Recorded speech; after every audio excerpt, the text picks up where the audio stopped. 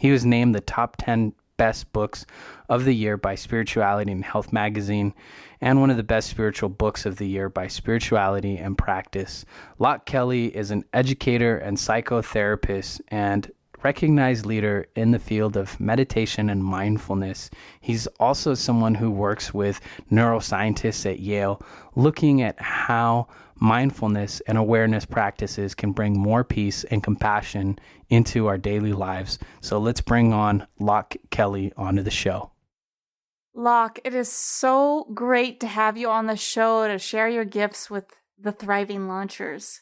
Are you ready to launch into it? Sure am. I'm glad to be here. This is a really special interview for me, guys, because we're talking about something that's not something that I make public all the time, but it's so special and important for me. And it's a real opportunity and invitation for all of you listening right now. It's an invitation to slow down, because I want to dive deep into something that's special. I've had these experiences in life, and maybe you can relate to it, where you have this experience where you're just sitting and maybe you're drawing or you're walking, but something happens where you feel really at peace.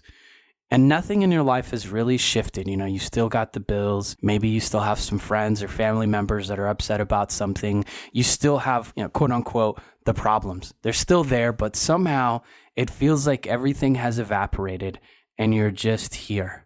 And you're not sitting in the muck or in the problems. Somehow you're just completely at peace. And this is what I want to talk to you about today, Loch, is why do these moments feel like accidents?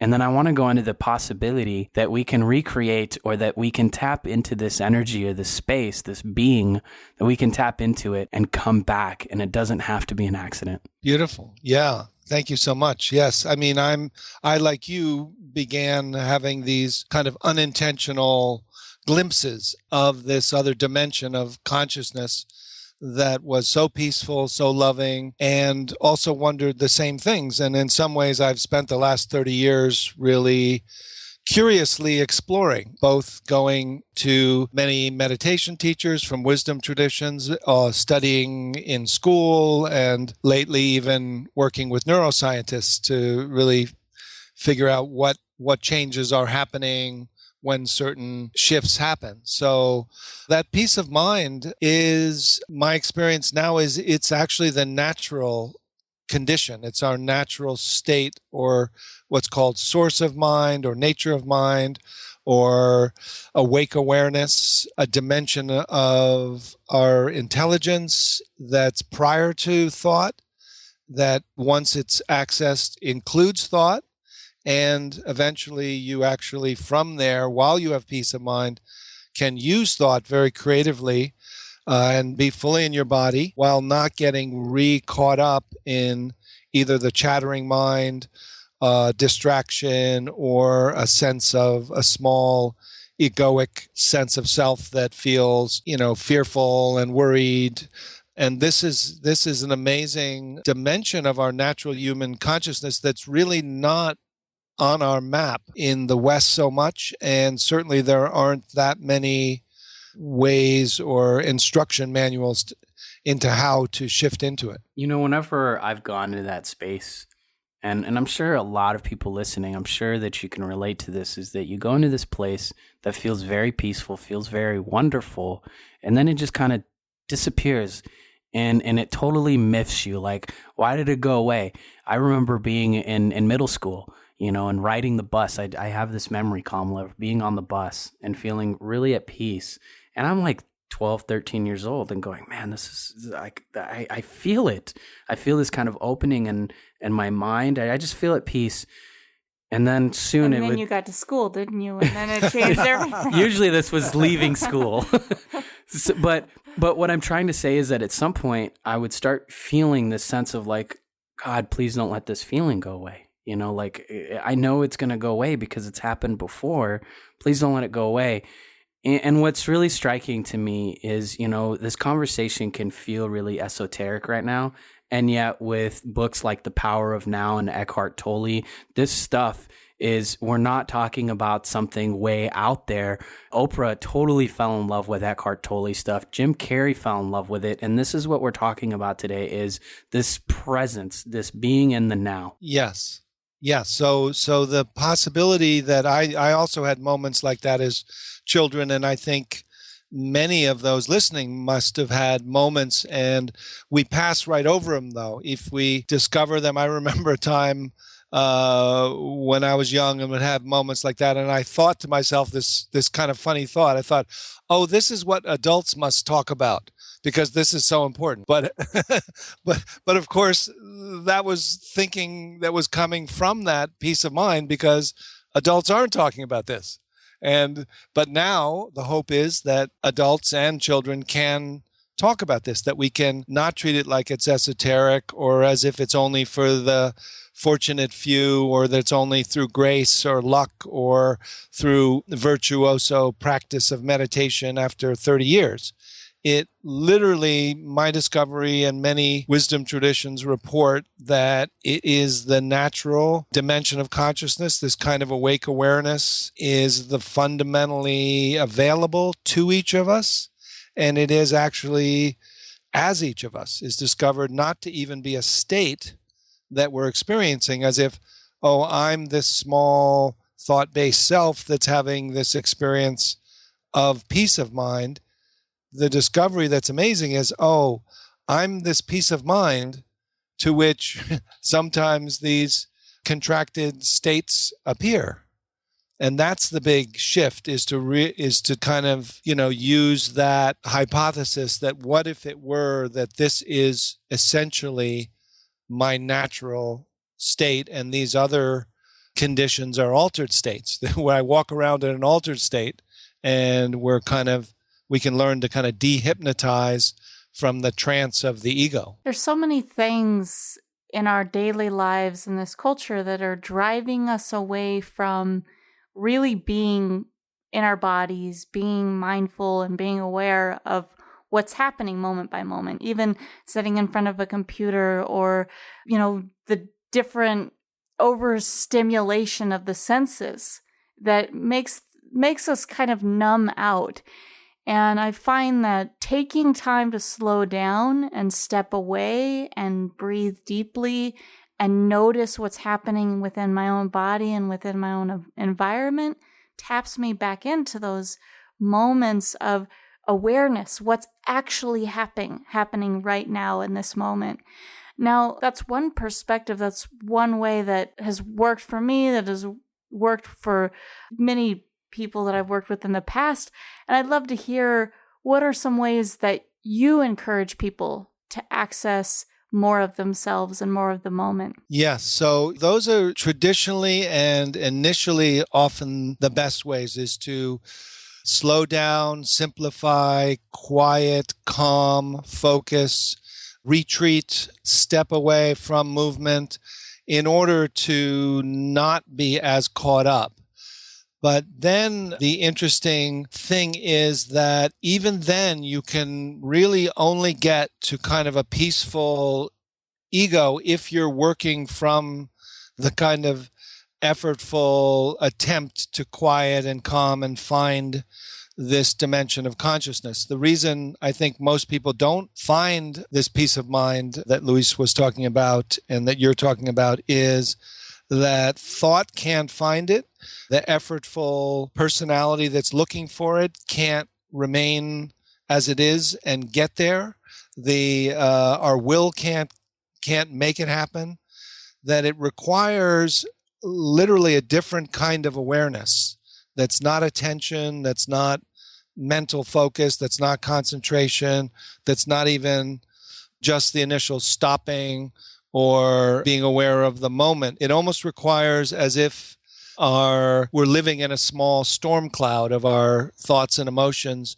We literally have to unhook awareness from thinking and either drop down below or step out to the side or go above or pull back all the way out of our thoughts into this big sky awareness. And then in finding a way to do that, it's almost like merging with this peace of mind. So at first it seems like, oh, I'm aware of this spacious awareness. And then the curious question could arise, Or is it that I am this spacious awareness that's aware of itself and aware of thoughts, feelings, and sensations within me? So that kind of shift of a different kind of direction of looking and the way you're organizing yourself is kind of what the word surrender or let go or turn over or discovering something beyond just trying to clean up the cloud of your mind or calm it down. It literally takes stepping out or disidentifying. That's a very particular movement of consciousness. You know, one of the things you're really making me think about right now is my experience when I lived in a yogic ashram. And prior to going into the ashram, I had had some very beautiful meditation experiences that weren't trained. I had no idea that that there was a possibility that I could feel so happy or so at peace. And then I went into the yogic lifestyle and into the ashram because I was searching for a way to maintain and hold that state. I was searching for some kind of practice or way of being an orthodox, essentially, to fall into. And I struggled.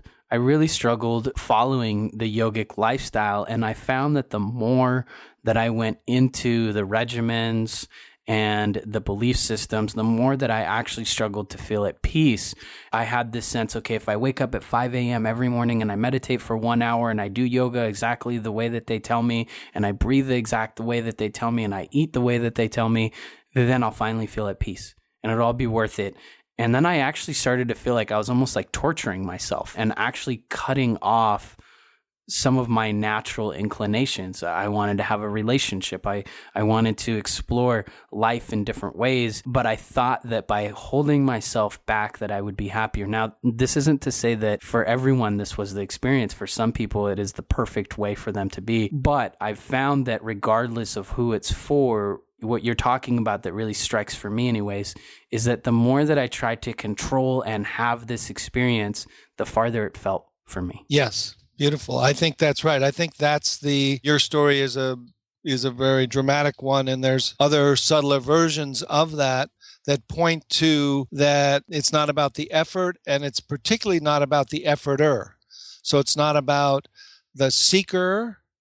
It's almost that the first real movement is letting go not only of seeking, but the seeker, and stepping out of the doer that has been, with great intentions, trying to do it right, trying to be better, improving, trying to thrive. And that knower and doer can do certain things and improve many levels of life through effort and through discipline.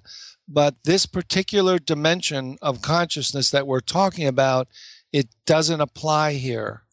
It literally requires upgrading the knowing and the center of identity by letting go of the old one, finding a way to not kill the ego, not fight it, and eventually you don't get rid of your personality, you don't become nobody on the level of your humanity, but there is a way of stepping out of this small sense of self that is a looping pattern of thought that seems to most people feel like it's behind your eyes looking out. And that location just keeps self-perpetuating, almost as if there's a little entity in there that's trying to get free. And it almost feels like it's perpetually dissatisfied. And so when you drop out of that project of perpetually solving the problem of this little mini-me, you can discover what's here that shifts the felt sense of identity. In fact, just one simple inquiry, since you asked about how to do it. So with that premise that there's this little sense of a felt sense of a doer that's trying to solve problems on the level of identity, but because it's made of thought, it can never get any satisfaction. If it just relaxes for a moment and have people, whoever's listening, just look with your awareness, you can just ask yourself this simple question. What's here now when there's no problem to solve? So just understand the question and just let it go into you, into your mind, but then let go of the project of problem solving with nothing to do and nowhere to go, and let your awareness feel and know what's here. So what's here now when there's no problem to solve? When you don't look up to thought and don't go down to sleep, what's aware, what's absent, and what qualities of presence are naturally arising? Thank you so much for inviting that space and that spaciousness. That's what it really is an invitation to create more space for yourself, for your mind, for your heart, for your body to exist. And Thriving Launchers, I know that we are people of action. We are people that want to solve problems, that want to create a lot in the world. And and so to take away the problem solver, and it doesn't have to be all day. This is not about being lazy. It's about creating more space in those moments.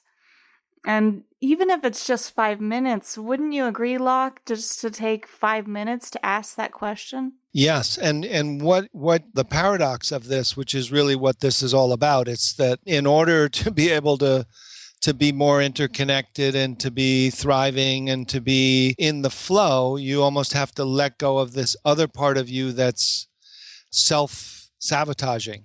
So what we're doing is we're letting go of the little separate sense of self, this kind of false self or mini-me. When it doesn't have a project, then people describe that they drop into this spacious awareness, into their body. So you actually start to feel your body from within. And then you feel like you've dropped from head to heart. And now you're in your heart mind. So there's a new motivation. And this is kind of where people who are in the zone or in the flow, who actually optimally work the best with the less stress, live, is in what I call open-hearted awareness, which is the highest functioning wisdom capacity that isn't kind of having the gas and the brake on at the same time. You're really in the flow. You're able to be, your emotional intelligence is even available. There's a sense of non-fear, non-worry, non-shame.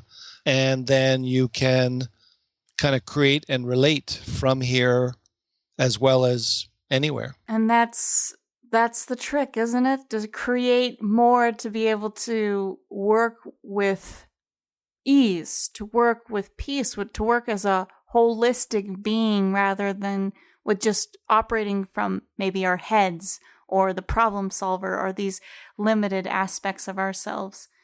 This is so beautiful, the way that you've shared it.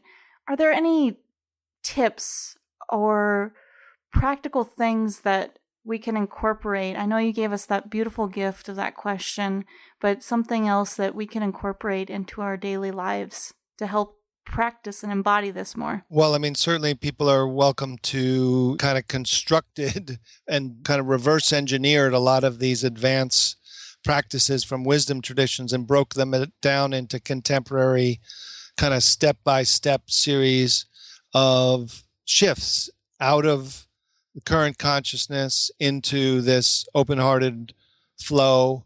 So people are welcome to go and listen to the audio of my meditations or read my book, which describes it more. And we'll have links over there for anyone, all of you guys listening over at thrivinglaunch.com.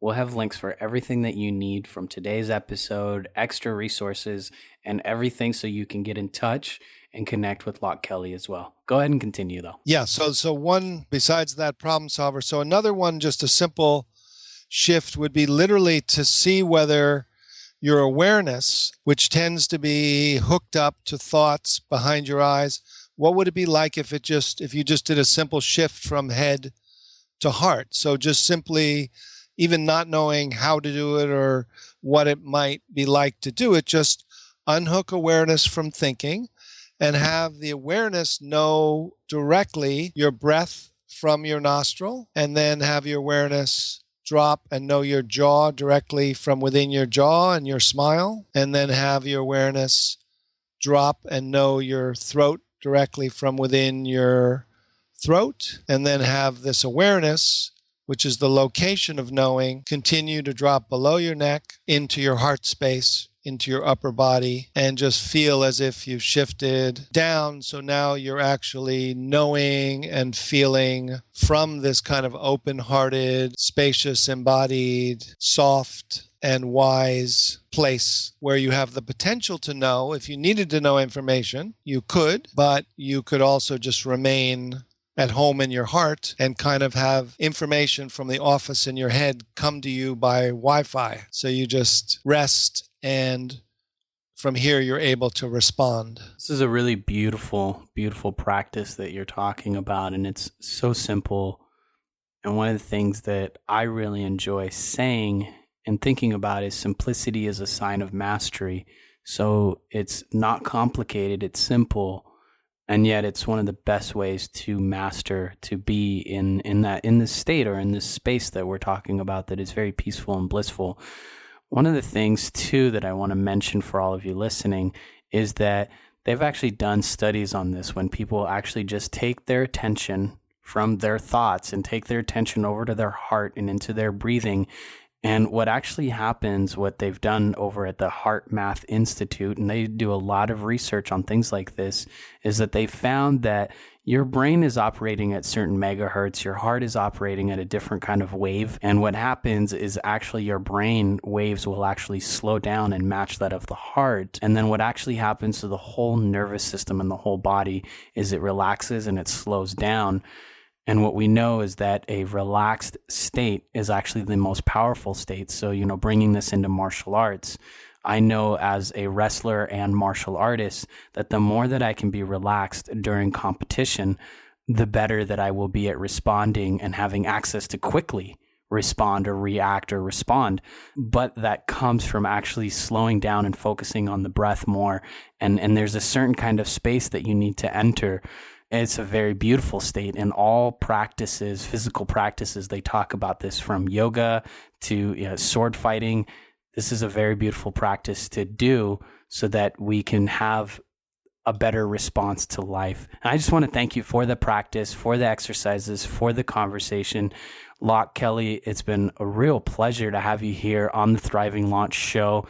Everyone, make sure to go over to thrivinglaunch.com, and we'll have all the resources there for you to check out his book and some of the other resources that we think that you may enjoy as well. Thank you so much. Kamala, do you want to close us out here? Loch, before we go, is there any last words of wisdom that you want to leave the Thriving Launchers with? Yes, I just would say, encourage you to, my feeling is that people can awaken and live from an open-hearted awareness dimension of consciousness in the middle of an active life. So I have no doubt that awakening is kind of the next stage of human development, and more people will be able to access this intentionally and be able to grow and develop and support each other in this very restful but active way of being in the world with each other. Thank you so much for giving us more resources to do just that. You've been listening to the Thriving Launch podcast. We'll make sure to include all the ways to get in touch with Loch, and make sure to pick up his book. We have links to that for you as well. All right, everyone, keep being successful, breathing deep, and feeling good in your body. You've been listening to the Thriving Launch podcast. For books and resources related to today's episode, make sure to head over to thrivinglaunch.com. We'll see you there. Be sure to check out the next episode where we're going to talk with Luis and me about how to launch a podcast